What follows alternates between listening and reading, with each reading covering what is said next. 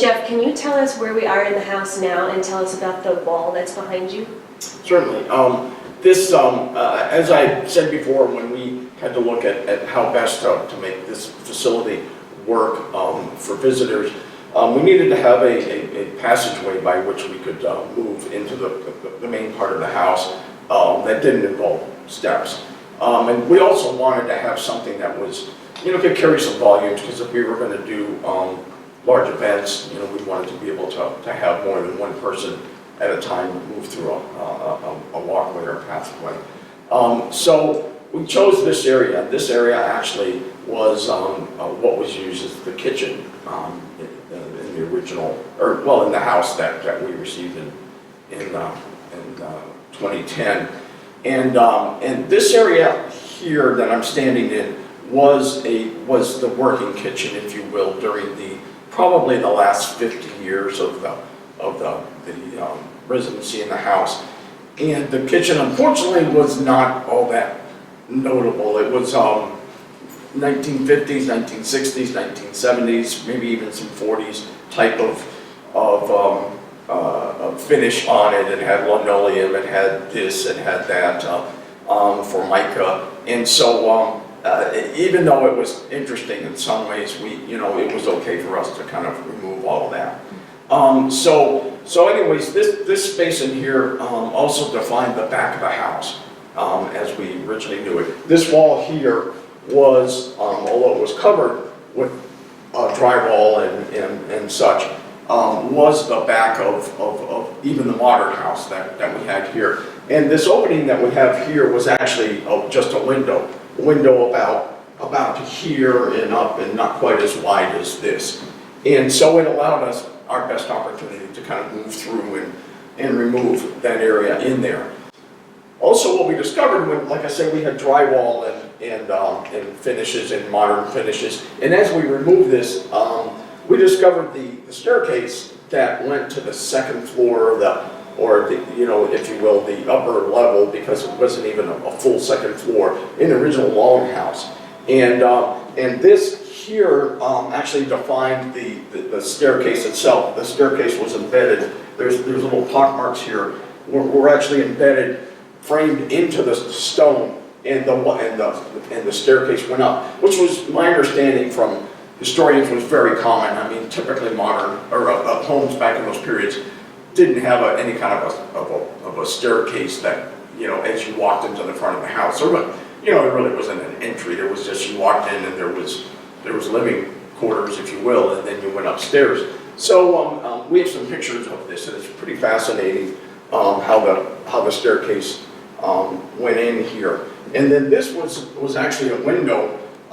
Right now, you can see stone and mortar behind there, because it's actually the back, if you will, or one of the walls of the ice house. But at one time, this was again the back of the house, and this was a window that went out. And as we had talked about before, this was the edge of the log house right here. This was the eastern wall that went in there. This doorway here, which goes into an area that was used as kind of a dining area, it's now a catering space. We can show you that later, has an archway over it, showing that it was again a stone wall and exterior entrance into the house itself. So this area running, kind of north to south was the edge of the home itself. We do have remnants of a chimney, and a cook stove that did exist in here. And then as you went out into this area to the back, it was just an open gravel, and it was used as a parking area. There is the carriage house that we'll look to a little later here on the walk, and that existed, and it was probably built by Springer because it was a carriage house, and it was had six bays to it, and would have made sense for him being in the business of fancy carriages, and so that was set back in that area. And then when we looked at the design and how best to meet the needs of a public space, and we looked at possibly expanding parts of the building, none of them really worked well, and so as in a moment of revelation, if you will, we started to look at the courtyard as a venue. And when we get in there, I'll talk a little bit about that because it was kind of interesting how we moved through the iterations to get where we are today. So we're moving into the Great Hall and actually going outside, so to speak. We're moving through the house, and as I made reference earlier, you know, one time this area in here was the back of the house, both with the longhouse and then, you know, during most of the modern period. I mean, you do see a large stone wall behind me, but and we'll talk a little bit more about that later. But this stone wall was actually just created as a barrier, or well, as an element to separate the courtyard, which was more of a parking area and kind of a maintenance or utility area, from the backyard, the lawns, and that was, of course, used more for entertainment and leisure. This wall here, like I said, was constructed probably during the Kistler period. Well, I take that back. It was, Kistler touched it and modified it, but we're not positive, but it may or may not have existed when Springer here. We don't think that he would have put quite this level of effort into it. There's a gap in here, and some of us feel that probably Colonel Hughes did some work there, and then probably Wade Phillips, even though he was only here for about 5 or 6 years, did do some expansion in this area. And you know, and I talked about utility versus lawn and all that, and we also got to remember that as a working cattle ranch, while they didn't have, you know, livestock roaming everywhere, you know, they're not cats, you know, so you have to have some significant barriers in order to keep them out of areas that you don't want them in. And if you have a garden in your backyard, you don't want to have creatures that like to eat out of the garden wandering in there on any given time. So it's very reasonable that whether they were short walls, tall walls, or whatever, things existed just to keep those areas separate. Because actually stone was a little more readily available than wood. I mean, wood took a lot more resources to kind of get down here.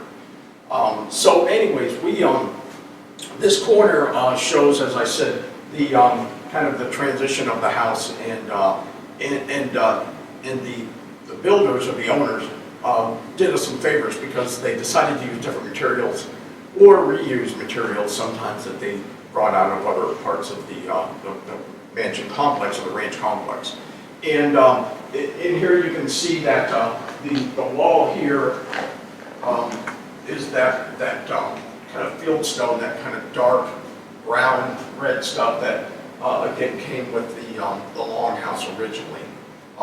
Obviously, this is very, very different material here. This is stone that was collected. It's a river rock of a type, although it also can be created by other geological events, and you have to talk to geologists to get that information on there. But again, obviously it was fairly readily available, whether on the property or along the Platte River basin, and so they were able to kind of haul this stuff up here fairly easily. And it's used throughout. In fact, it's heavily used for walls and throughout the building. Harder to build with if you've ever tried to build a retaining wall than the stuff that could be kind of chipped and quarried a bit. But once again, labor was probably relatively cheap. So as you see here, I spoke before about the fact that the doorway that we now use as the main to go into the Great Hall wasn't the original walkway into there. This door here existed from, we believe, probably from when Long owned the house, because this was the only entrance and exit into the backyard until you got into the west wing areas, if you will. And you can look there, you can see the archway of stone over the doorway. That obviously gives us a pretty good indication that this thing was put in with the original house. You can also see the archway here that was over the window. So once again, you know, some elements there that kind of, you know, tell you that this that this was intentional, it didn't just show up here. The building, or the wall to my left is called the ice house, and we can talk about that. It accommodated both ice storage that they would just cut from the ponds, but also there's some walkways and there were some areas that were used for the servants' quarters in order to do that. In order to allow people to move to the house again, we had to make some modifications. So at the end of the day, we ended up cutting out a portion of this wall, again, to allow people to move through here and move into the main part of the house without having to go up and down stairways or move to the living room, because it's not a good traffic flow, and of course visitors that want to be in this great hall for events and all that can then kind of walk through here without having to go all the way around the house. This room that's to my right here, which is to the west, was again another series of additions that happened there, and there's some pretty fascinating things that we'll talk about. But again, we found evidence of this being added because of the stone walls that you see behind me and over this wall. Also, we see archways, which define the fact that you have fences, that you have doorways throughout. And then we find on the west wall of this room, which was called the breakfast nook in the modern era, if you will, we find brick construction.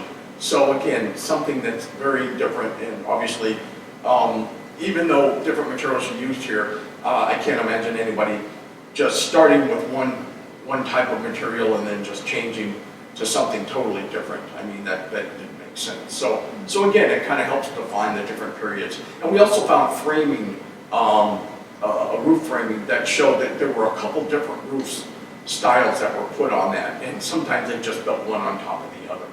And luckily, they kind of didn't just remove and replace; they just kind of added, and therefore that allowed us to some pretty good clues as to how things occurred.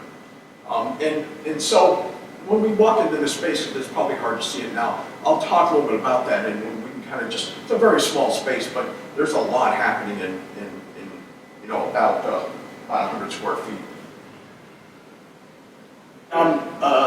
The progression now that we talked about in construction also includes discoveries, and we don't have a lot of historical record with respect to drawings. We have zero drawings except for the 1929-30 renovation and images. Although there is an image that we've used. It was in a book by Josephine Marr, which talked about the history of Douglas County, and it's a very grainy old image, but it makes reference to the residents here during the period of Long, and it luckily, fortunately, it was from the south looking to the northwest, if you will, and then all of a sudden when we took that and found that, and we didn't find that originally, but as the project moved along, somebody discovered it. We could kind of line it up with what we saw in the building itself, the building record. And what we saw in the building record is that the remnants of the original house are still partially there. As it is in the front, on the sides, all over, windows sometimes exist, and sometimes they get moved, got shifted from one place or another. But what we could see in this Josephine Marr image was an unmistakable, peak of the roof, the crown of the roof, along with the window directly, below it. If I recall, the window looks like it shifted a little bit, but it's still there. And you can see that in the stone. The stone doesn't lie. I mean, it all exists there. Now, the history that was known before we started renovation was that Frank Kistler added the peaked roof. Originally, the house, as we do know from the images, was more of a flat roof, castle, parapet type of design. But as it turns out, Long had his house wasn't like that. It had a framed roof in it because that was their second story. It was more of an attic type of configuration, but any space is used for living. And when we did framing, or when we did the demolition upstairs, we actually found evidence of those trusses and frames on an angle there, which were later cut off. And actually, in this case, a flat roof was actually added in some of those areas, so it was kind of interesting. But nonetheless, and in order to allow people to kind of see that, and also because we kind of wanted to add a little more light to this particular spot, because it was a tunnel, if you will. We put a large skylight in. It's a modern skylight. There was actually kind of an old historic skylight. Well, there was an old skylight in the courtyard area, which we have stored right now, but it wasn't in good enough shape to be reused. But we put the skylight in, and if you stand below the skylight and you look up to the second story of the original house, you can see the windows, you can see the arch, and you can start to see, how the whole house started and then grew, considerably. Tell us a little bit more about this room. You started some of the construction history in there, but we'd love to see and hear more about it while we're in here. Point some of this out to us. Certainly. As we had talked about, this was known as the breakfast nook area, and again, it was another room that was added at some point in time. After a while, I mean, we can see evidence of the rooms being added. Many of them had specific purpose. Some of them, it just seemed like they just added small spaces from time to time.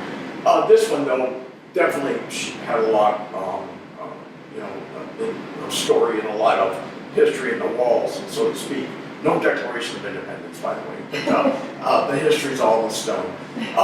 If you look at the stone, as I talked about, and as we revealed this, these walls were covered either with drywall or plaster as a rule. And this wall in particular was a plaster covered wall, and we ended up uncovering part of it because there was actually a ceiling in there, a flat ceiling that we needed to demolish and do work on.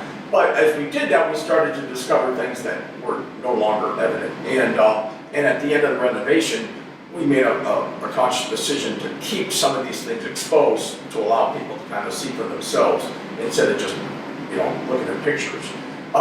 So if you look up here, you can see, of course, the dark stone, the stone that was used in some of the house. And this was still this is approaching the west end of the original house that was built by Long.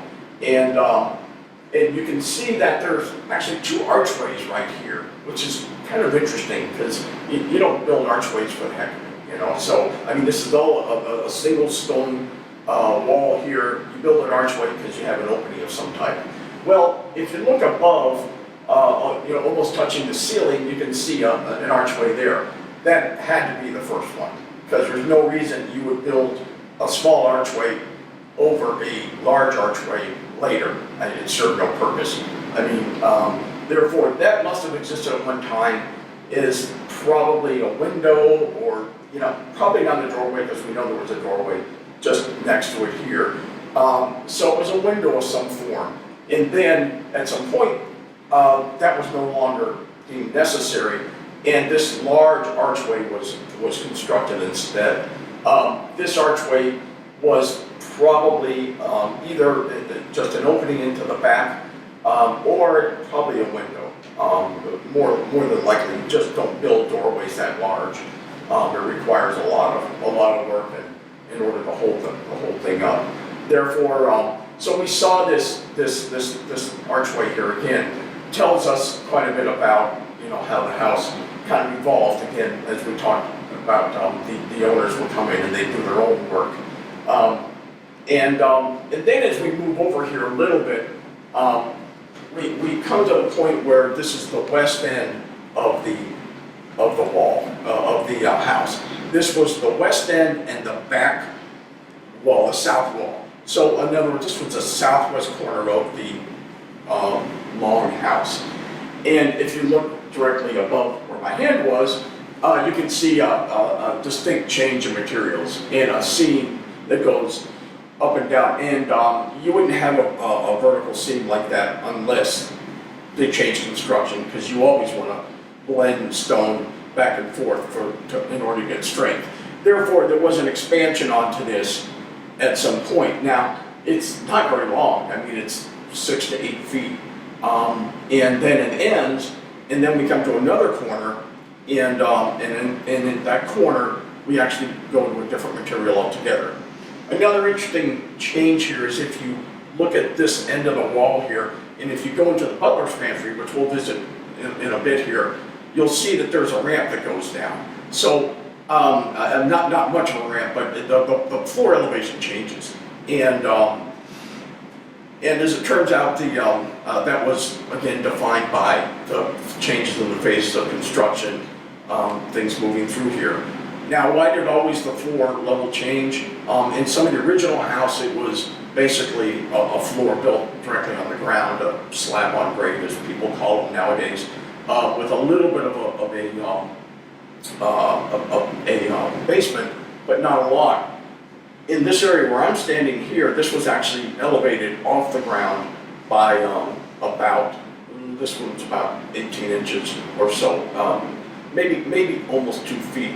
And below this, we have some pipes and some heating for the heating system and for the plumbing system that was built. So that also again tells us that it was probably built post, somewhere in the 1920s or later, type of period. Not as late as the Frank Kistler expansion, because he wouldn't have gone through and made this change here with the different materials when he made some very distinctive material decisions, including the introduction of the Turkey Creek sandstone, which is throughout the areas where he added, as well as he went back and kind of modified some of the existing doorways and windows and kind of inserted some of that, I guess maybe to make his own mark.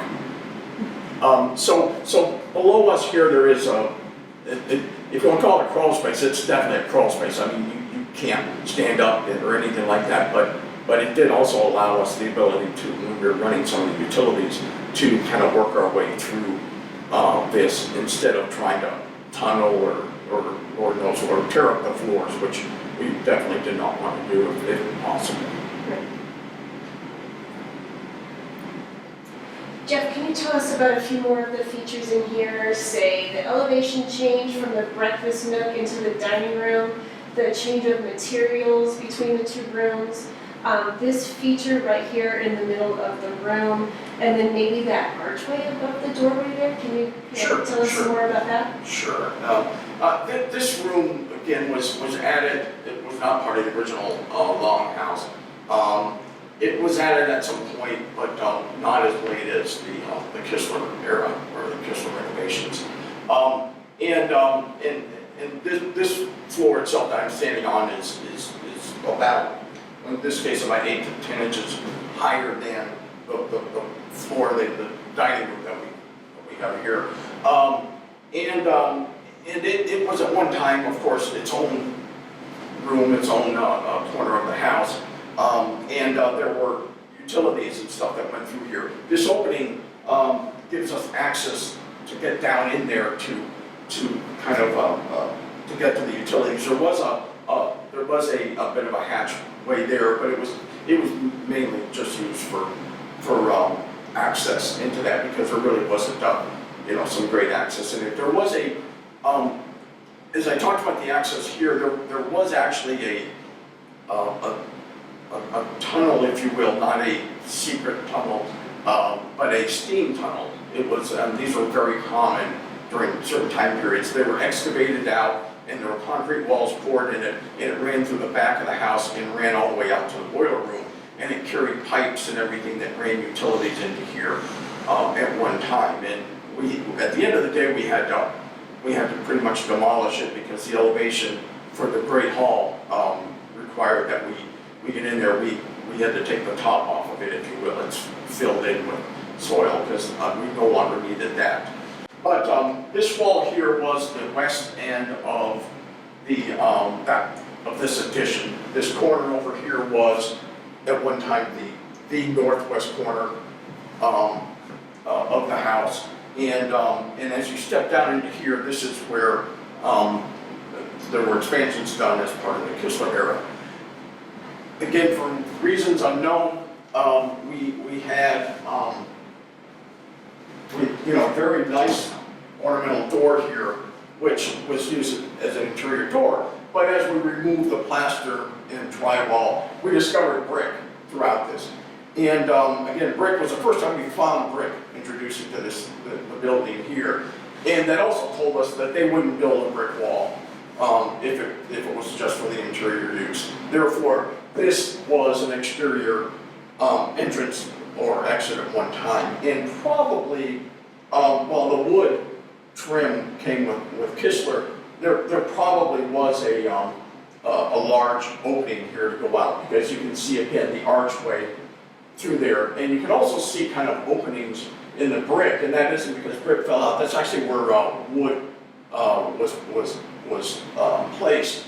That you basically put your wood timbers in there in order to support a ceiling, and so they were actually embedded into the brick. Once again, all these things were put in here for the purpose of the need that they had at the time. It wasn't a large expansion. They didn't go any further out, and they didn't go any further west. Just they added this for reasons unknown, but obviously they had a purpose for it. As you go into this back living room, as I said, this expansion was part of the Kistler era. However, what we'll talk about when we get in, I said living room and dining room, as we move into the dining room, what we'll find is the dining room wasn't built all in one phase.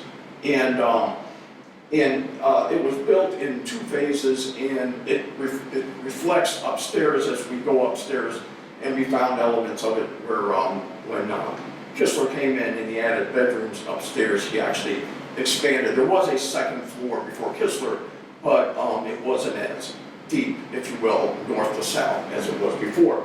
And what was probably one of the more fascinating discoveries that we did find in here is as we were running these utilities in here, and our contractors were crawling under, there's a little bigger crawl space underneath the back dining room area here.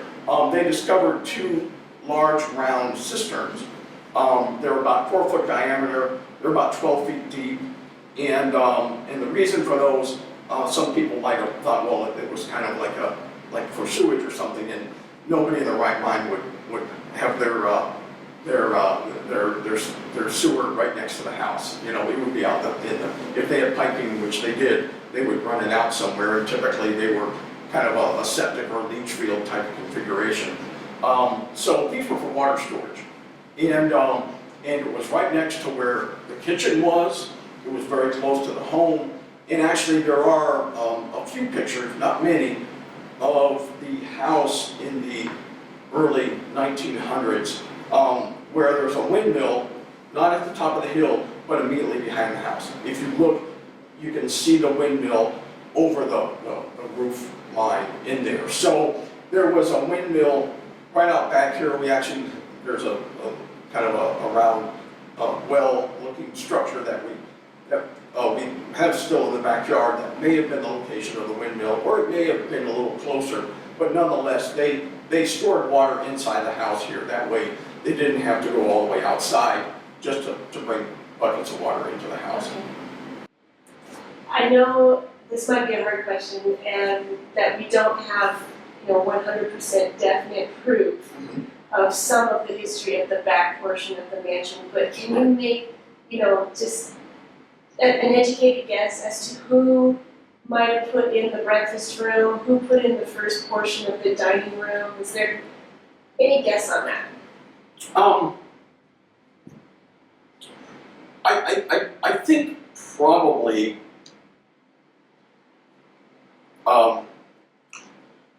as I think about the use of the house, and of course John Springer had a nice big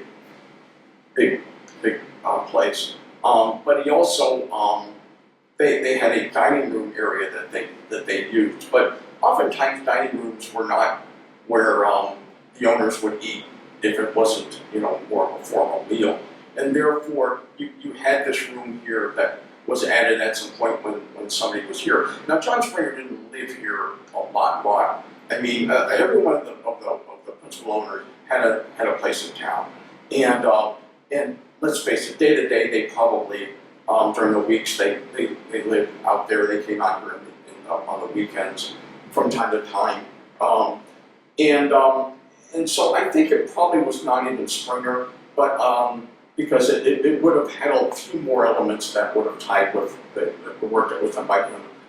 So I think it was probably Wade Phillips would be my guess, because Wade Phillips bragged about adding physical plant and heating and cooling centralized systems when he acquired the property. The elevation of this floor and all the things about it kind of start to lead to something like that. That's when the steam tunnels would have been built. So that kind of gives a little bit of a connection to that. Why the brick was used, I don't know, but it seems like possibly that would have played in with what was going on there. Wade Phillips didn't have a dining room that was this large, and in fact, we see some images where the dining room didn't even exist during, except for maybe later in that time period. That one's a little off a little bit there as far as what was the half dining room or the full dining room. But it seems like possibly, even though Wade Phillips didn't live here a lot either, that it could have occurred with him. There's also a possibility it could have been with Colonel Hughes. Those would be the two candidates that I would speculate would have done it. And then this could have been a nice informal area for them to eat, and of course the views would be pretty amazing. And so it's boy, we would just love to find some records. I mean, there just isn't a lot there, but they're I think things will come forth. Okay, so Jeff, we are in the beautiful Great Hall right now, and you spoke a little bit about that transition from taking it as a courtyard and making it into a Great Hall. Can you tell us some more about that? This was without a doubt the largest change we made to the facility, and we did this because as part of our public process throughout and our goals, which was to make this a place of celebration, a place to commemorate all of what transpired over the years, the heritage of the community, but also we wanted a place where people could gather, and frankly, from a business standpoint, we needed to find a way of being able to fund some of this, because great historic structures are wonderful, and unless they have a huge endowment, they struggle oftentimes with their costs. So we looked at, we visited some of the large mansions throughout the region here. We, the other Phipps Mansion down on Belcaro Drive, which was owned by University of Denver. The Becher Mansion up in the foothills. Also the, oh my goodness, the former governor's mansion. Grant Humphreys? What's that? The Grant Humphreys mansion. And some other facilities around. And we picked up on elements, and some of those elements told us a lot about what we could do and what we didn't have to do. And one of the things that was very helpful was we needed to have a good centralized space, a space that we could support with modern conveniences, heating, cooling, facilities, definitely areas for catering. Cooking was not as big a deal as we originally thought. The image of a great kitchen where you have chefs coming in and creating all kinds of meals for 100, 200, 300 people really rests with restaurants and hotels and things like that. Grant Humphreys has a kitchen that's probably not even the size of many of the modern homes in Highlands Ranch. And it kind of goes from there. And we did visit some other modern venues that were going up, one being the Pace Center in Parker, which was actually being designed by the same architect, Semple Brown, that did this project, and the Lone Tree facility, and the King Center down on the Auraria campus. And what we found is that they just needed large spaces for caterers to come in and set up before events. And so that helped us a lot. That helped us understand what we needed. Then we also started to say, okay, so how can we do this? And we did either 7 or 8 different iterations of what we could do with this house, with the mansion itself. What was typically called the ballroom before this is a room to the far west. We call it the solarium now. At best, it can seat 70 to 90 people, and it's long and narrow. It's very limited. It's also a long ways in the back of the house, so to speak. For us to add any capacity to that would have required a major change to the exterior of the building and projecting out into the backyard, and a lot of grading because the ground falls quite a bit there. So then we looked around and we started looking at outdoor venues and/or 3-season venues, and we looked at Welshire and some of these other facilities where they've added sort of facilities that can operate in the summer, in the warm spring, and the warm falls, and then they effectively shut down in the wintertime. And we started playing with some of the courtyards. The bowling alley courtyard was one of the ones that we looked at, and we did some sketches and some ideas of what we might do there. We looked at expanding just the backyard without adding structure. You'd have to have an awning or a tent facility or some type of thing like that. It's the 3-season room. And then we looked at this space here, and like I said before, this space was the back. It was a parking area. You can see that we have the garage, if you will, the carriage house that existed. Totally freestanding building, its own roof, its own configuration, had garage doors wrapping up on that. To the east of us, we have the boiler room and the boiler building, and some kind of service facilities that were out there. And in order to get to this courtyard, you had to drive in underneath the archway that has existed for easily since the 20s, maybe even from around Springer's time, that came in here to get to this back space. And cars would just park up here and they'd offload and such. And we started looking at a 3-season facility here, and then it occurred to us that we could actually probably just make this into a permanent part of the building. We had this wall to the west, which was a separation between the utility area, if you will, the courtyard that existed. When we looked at this space, we already had some areas defined.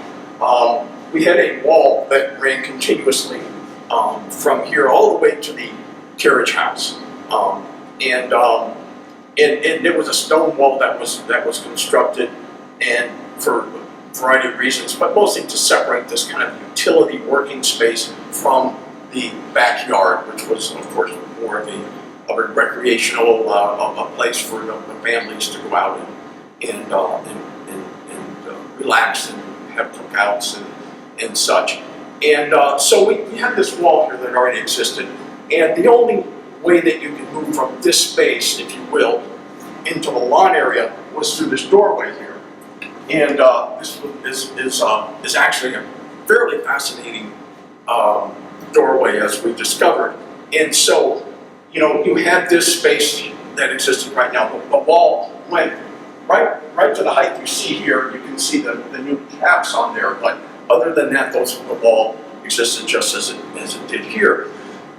So we thought about it, and if we were to take this and build a structure that came off of this, and then run it over until, to a reasonable space to the east, and then set a new wall, we not only were able to create the space and do it with a minimal amount of intrusion, and in fact, as we went through public process and explained it to residents, that was one of the biggest concerns, is that, while this was not a facility that was open to the public except for from time to time, they still had gotten used to it. They knew what they saw, and they saw the front, most like in almost all instances.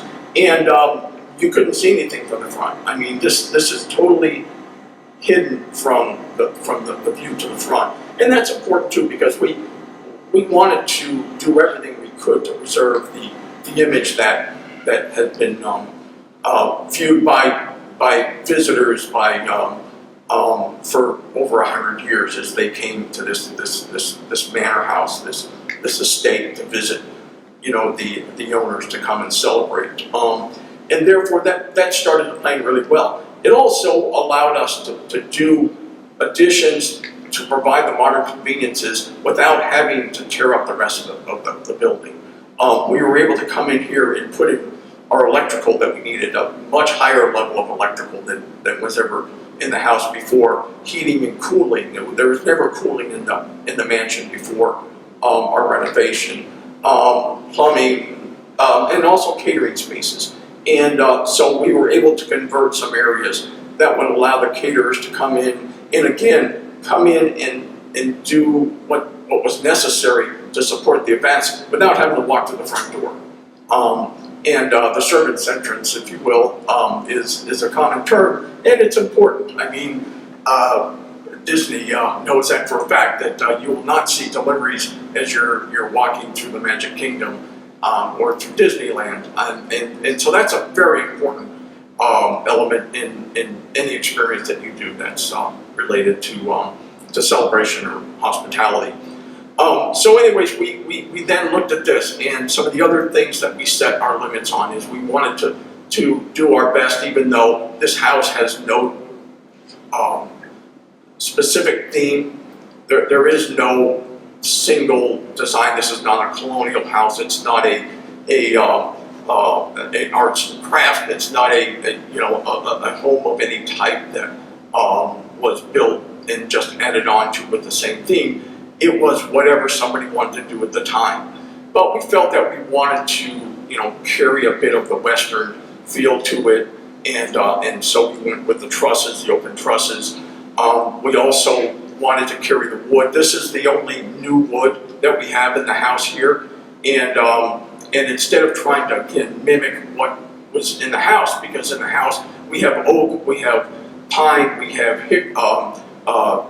cherry, and we looked for a wood that would work well for a public space and all that, and we chose hickory. As it turns out, it's one of the hardest woods. And so we did a bunch of things that were very important to allow this to have utility. Now, I'll move over to show you a bit of the carriage house and talk about that in a minute. But back to this doorway. So as I said, this doorway was the only way that you could move from the back service area, the courtyard, into the backyard. So, obviously a pretty epic door for just that purpose. For people, basically, it's a garden gate. But what we realized later is we have a few images, and a couple images from when Wade Phillips lived here. And there's an image of Wade Phillips, which many people have seen, of his son on a horse, on a pony, in the front living room. And when you look at that picture and you look to the far right, while the exposure isn't great, it's very clear once you start to realize what you're looking at. You see this doorway, and you see this door. And this door, as we had talked about, or as we had seen, is at one time the front entrance into the main house actually was in the middle of the living room. And this door was that door that went into the main house. And so, even though these were men of great wealth, hey, why waste a good doorway?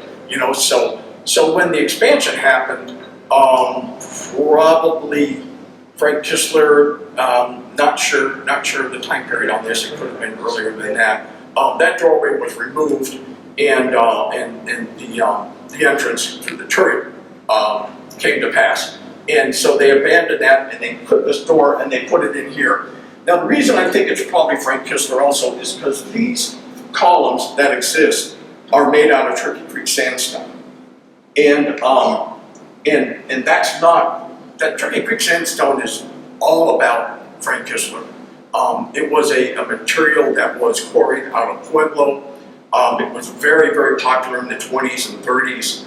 The quarry doesn't exist anymore, and it was used for some fairly significant structures in Denver, including at Civic Center Park, the Voorhees Monument and the Greek Monument, both of which use this Turkey Creek sandstone.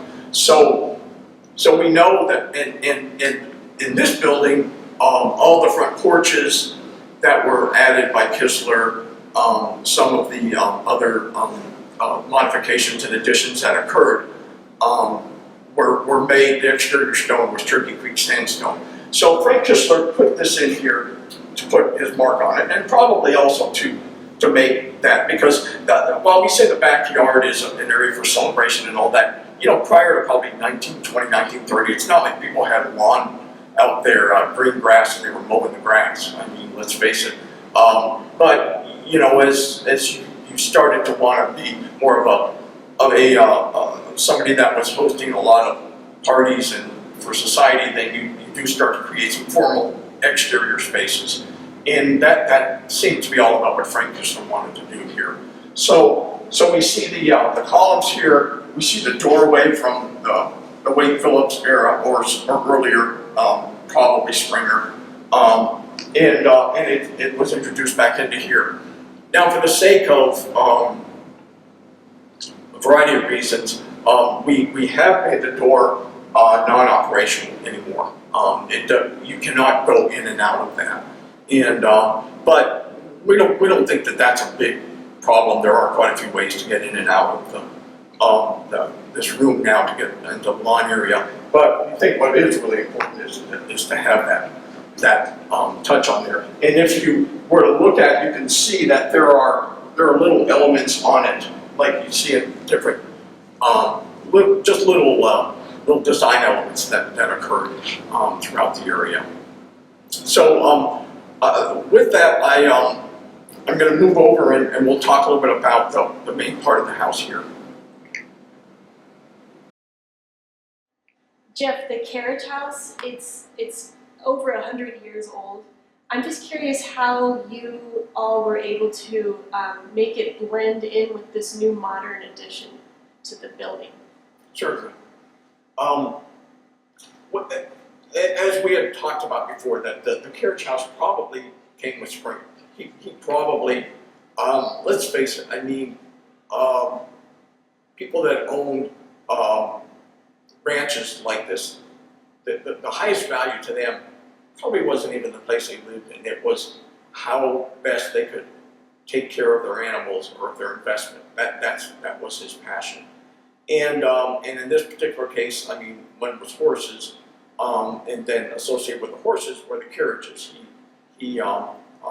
John Springer had a undying love for fancy carriages, and so they built a not a barn but a carriage house, 6 bays made out of stone and brick, as it turns out, and he did this to protect the carriages, to kind of create, I believe, somewhat of a space that reflected the value of his carriages. It wasn't just a ranch building where livestock was kept, or even where wagons that were used to haul things back and forth to support the ranch operations were. This was a fancy garage. Let's face it, and that was great. And in many ways, we wanted to use this space for public events and for celebrations, but also let's physically connect the two structures together. So we came in and we didn't do a lot change this building in many ways, to the eye. I mean, the stone is here. All the openings you see are the same openings that were here when we got the property. And we do have one or two images of the carriage house, I believe from the Kistler era, and when he went around documenting the building. And there's not much change in here. I will say the roof was in unbelievably horrible shape, so we did have to remove the entire roof. But that was part of the overall plan anyways, because what we did with the roof for the Great Hall is we felt that we needed to understand the neighbors and be true to our commitment to do as little as possible to change the overall image and the overall impact of this facility. And so we took the roof line, the peak of the roof, and we used that as essentially the top of the new roof. And therefore, this roof doesn't have a full pitched roof all the way up. It goes up for a ways, and then it's cut off at the top there. And that's okay, because we feel that then actually provides nice views from the upstairs also to the ranch property surrounding it. And therefore we blended these two together. For the purposes of events, they're all one space. I mean, as it turns out, there are various reasons why people like to use the carriage house. I mean, they sometimes use it for additional seating, sometimes they use it for music, sometimes they use it for where some of their dining is. We would even joke that sometimes if you're choosing tables for a wedding, you kind of put the people that you didn't want in the tables over there. But it's totally connected. And there are 6 bays, as we talked about, and what you see behind me are 4 of them. So what happened to the other 2? Well, the other 2 are the catering spaces that we talked about, that we needed to do to support the operations here. And so the east wall, which is a totally new wall, and with some old elements to it that we can show you on the outside, came and it lined up with the 4th bay to the east. And therefore, the last 2 bays were going to be hidden from this, or they would end up being somewhat of a dogleg behind there. And that really didn't function very well for a public space. But what they functioned for was a perfect opportunity for catering. We have exterior entrances. We have where we have a lot of our electrical, our plumbing and mechanical systems are in there. And we actually have doors where the caterers could use those, again, without having to come through this space. And so it was very useful for us to do that. And we still show people or remind them that there was a 6-bay structure here. But once again, we kind of, like the owners did throughout, we took what was existing and somewhat crafted it to the modern uses that we needed today. And every use, whether it was in 1910 or 1930 or 1950, when they made changes, that was for their modern needs. And that's what we've done here too.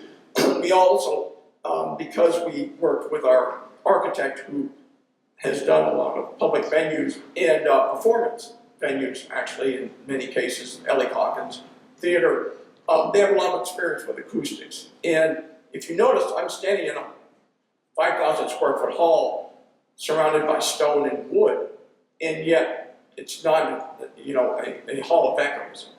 And what we did is we took the experience and the recommendations of our architect and treated the ceiling with a very special material that is used oftentimes in concert halls and performance centers to essentially not deaden the sound, but dampen the sound, reduce the sound so that you don't have unnecessary echoes.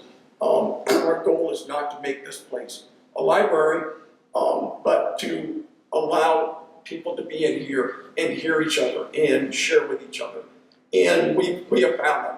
we have events in here that are 200, 250 people, and the sound is quite acceptable. And so we've been very happy with that, and being able to go ahead and achieve that in a way that that allows this to not just be a space that it's okay, but it's just way too loud and kind of a pain in the butt. So the other thing that I would say, and we could talk to it, is I talked about the new walls to the east, and then also to the west here, the stone wall that existed. You know, we did put openings in here so that people could flow out into the different spaces. We actually, to the east, it was less about people going out into the alleyway as much as it was just for emergency purposes. You know, we needed to accommodate modern conveniences.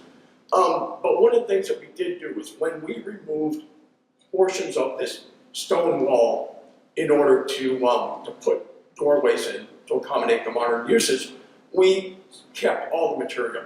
And we reused the material just like every one of the owners did throughout.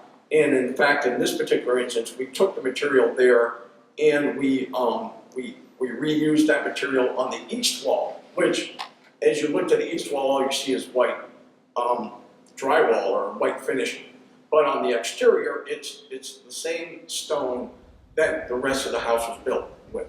We also were able to obtain some petrified wood that came from the property, because there are pieces of petrified wood that were used throughout this, and not as an oddity. It was just it was fairly common to find it out here, and it was obviously very strong. And so as you'll see in many of the exterior walls, there's petrified wood in there. And then the last bit of wood or stone that we needed, we were able to collect again from the field in some of the open space areas. And therefore, again, we tried to stay true to the original intent, which was to try to use local materials, if you will, throughout the building. And I believe that most people, if they were to walk down the alleyway on the east side here, between the two buildings, there's about 100 years difference between the two walls, and yet I suspect that they probably would have a hard time telling the difference. Jeff, we're in the carriage house now, and I heard you had some interesting challenges when you were during the renovation of this room. Can you tell us about those? Sure. We as I said, we wanted to do everything in our power to keep things pretty much as we found them, or as they were intended, if you will. And there were some modern changes that were made to it. One of the things that we had to do when we went through the whole structure, whether it was here or the main house, was we had to remove, there was more than a little bit of plant material that had grown up directly adjacent to the foundation. If anybody knows about their homes, the last thing you want is a tree with a lot of big roots growing into your wall, into your foundation. And certainly when you have walls that were made out of stone and like that, I mean, over time, those things can just destroy it. So there were a couple large trees that were located outside, directly adjacent to this, like right up against it. It wasn't like they were 10 feet away. They were growing out of the side of the building, it seemed like. So we had to remove those. And we removed them, and that was one of the first things we did back in the fall of 2010. And then we had to work through design and this or that or whatever. And then as time moved on, and sometime in mid-11, we came into this space and we started doing the renovations in here. And what we noticed was there was a large crack in the wall that really wasn't there before, because we had gone through and done our best to photo document the building before we started touching it. And there was a large crack in the wall that goes all the way up to the top. And while there's typically you'll find little hairline cracks here or there, or even something that's a little bigger than that. If they don't continue all the way from the bottom to the top, they're typically not of concern. But this one was. And over time we started to, look at it, and I can't say we measured it as much as we photo documented it. It looked like it wasn't getting smaller. In fact, it looked like it might have been getting a little larger. So we had to kind of figure out again what we wanted to do. We really didn't want to take the wall down and rebuild it. The foundation, in many of these instances, it's kind of best not to touch them. And if you can get away with it. But we did eventually have to do something with it. So we ended up having to go in that corner because we kind of determined that this whole corner was kind of settling a little bit, but it was showing up mostly in this wall here.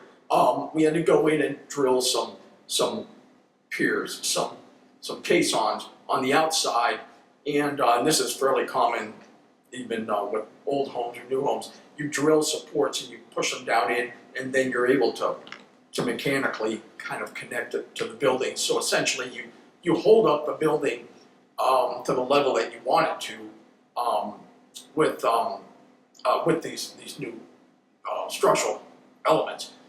What we didn't do was we didn't want to squeeze it back together, because not knowing the age of the mortar, the condition of it, or not knowing the condition of the mortar, we didn't want it to be a situation where we started to lift it up and then we created more problems somewhere else. So all our goal was to stabilize it. At that time we had not built a new roof on it and all that, so we could accommodate whatever we do, even if it's a little off of kilter, which if you've ever done any work in a new home, everything's off kilter anyways. So we stabilized it and left it that way. One of the other things we did in this space was, again, this building's been here for 100 years, but it's got modern uses, modern garage doors. They used to have wood carriage doors. These were, your kind of your classic roll-up doors that were in here. The electrical did exist already. It was kind of surface mounted again. This was a garage for all intent and purposes, and therefore there was no reason for them to make it look any fancier than it needed to be. So, and of course we need electrical. We upgraded the electrical, but all the exterior conduits, again, no reason not to just leave it the way it is, and that kind of represents what the house, or what the room was about. And then the other thing was the whole inside of it was whitewashed. It was bright white. You could tell it was brick by base, because you can see the brick, but it was just, painting old brick is not the most desirable look in our mind. And so we hired a contractor to come in here and essentially, with a sprayer and some light chemicals, remove the paint. Our goal was, to be honest, to remove less of the paint than what was removed.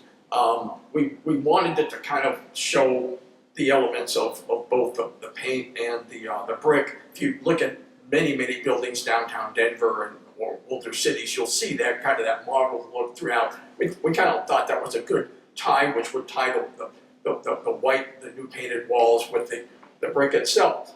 But unfortunately, the contractor, he gets hired to remove paint. So he got here early one day and was working. And by the time we got out here, he had done a great job. He had power washed basically and removed almost all the paint very quickly.